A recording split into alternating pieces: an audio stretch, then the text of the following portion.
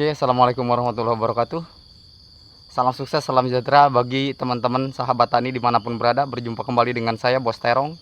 Informasi ragam pertanian inovatif, kreatif, dan bermanfaat ya teman-teman. Oke, di belakang saya ini adalah jenis cabai rawit kaliber yang saya miliki usia 85 hari setelah tanam ya teman-teman. Dan kemudian ada yang bertanya, katanya, Bang, bagaimana cara menangani keong yang memakan bagian pangkal bawah tanaman cabai ya teman-teman.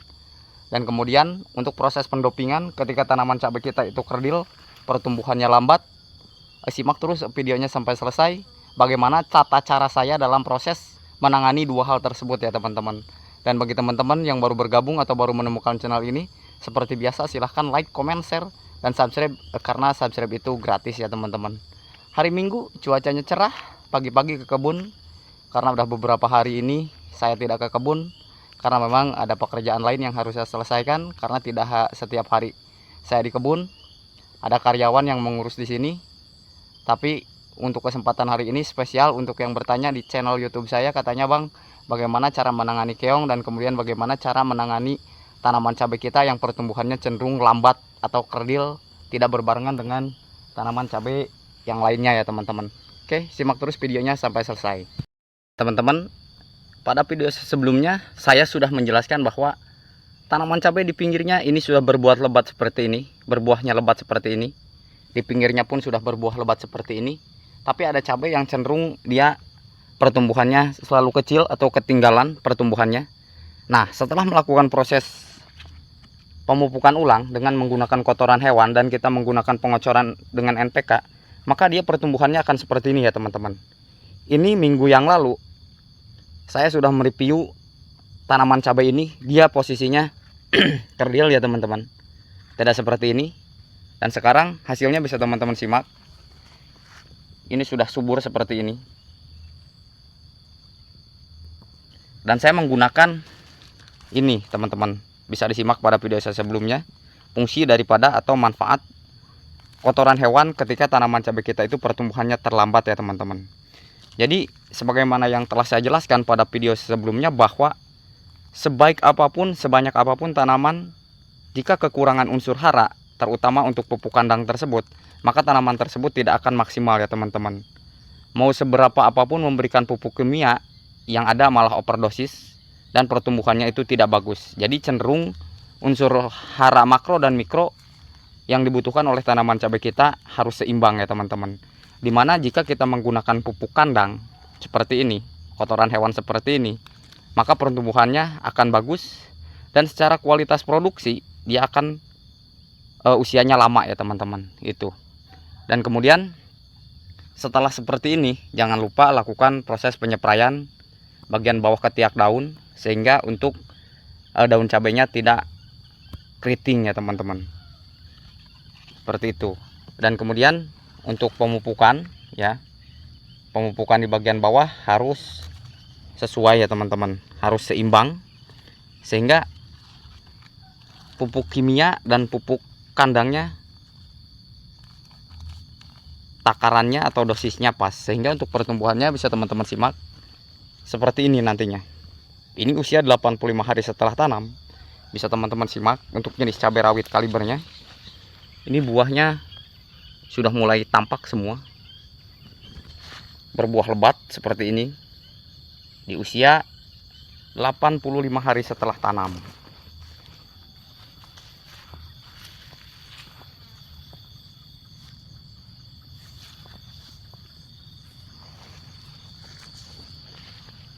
Bisa teman-teman simak ya. 2200 batang tanam, usia 85 hari sudah seperti ini.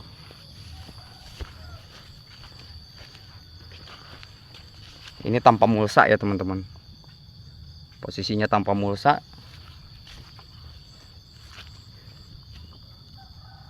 Untuk kalibernya luar biasa ya teman-teman, lebat sekali.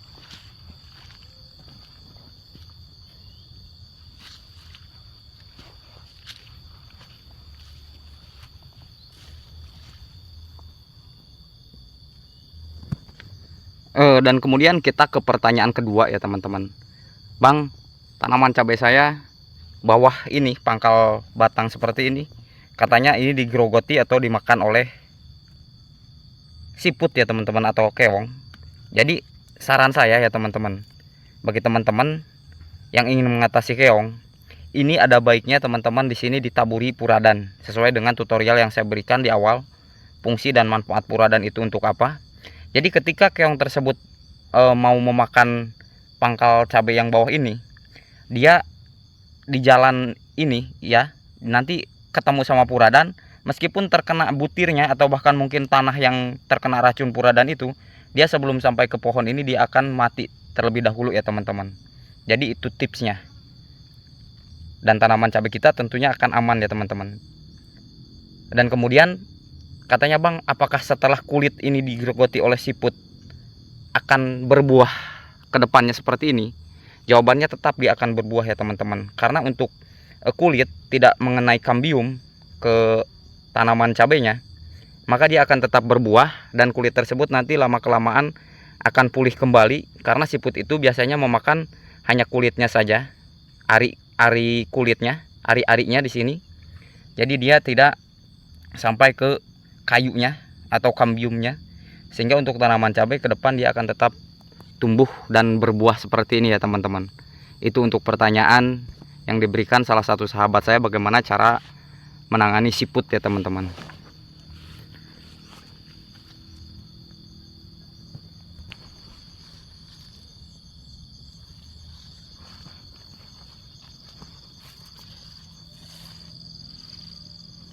Tiga hari berturut-turut ada hujan setelah kekeringan di musim kemarau kemarin.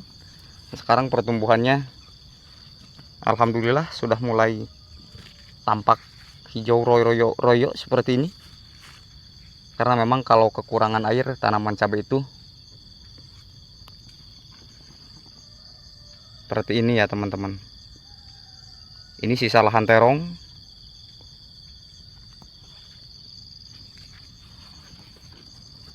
Dan saya tanami cabai rawit kaliber ya teman-teman.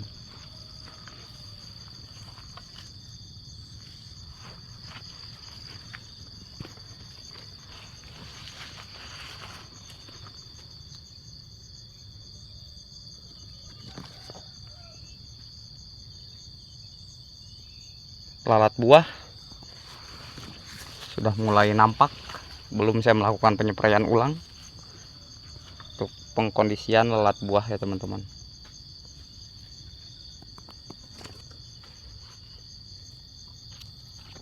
Luar biasa ya teman-teman, sudah tinggi untuk jenis tanaman cabai rawit kalibernya.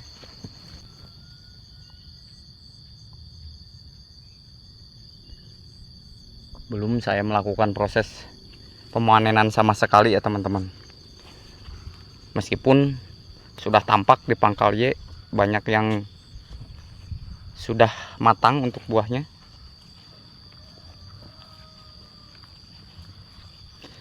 Saya berhati-hati sekali dalam proses pemanenan, karena kalau terlalu dini salah-salah untuk pemanenan cabai itu biasanya akan menghambat pertumbuhan ke depan ya teman-teman.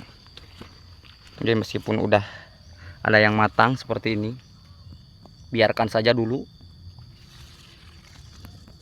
sebelum banyak yang matang.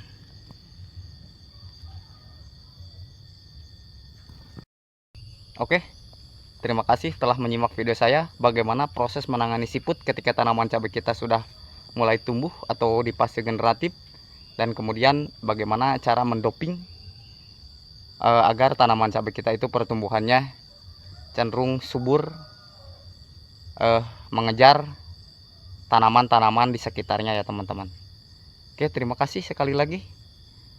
Semoga bermanfaat, kurang lebihnya mohon maaf. Jika ada pertanyaan silahkan di kolom komentar. Bagaimana tata cara saya dalam proses budidaya tanaman terong ataupun tanaman cabai ya teman-teman. Akhir kata, assalamualaikum warahmatullahi wabarakatuh.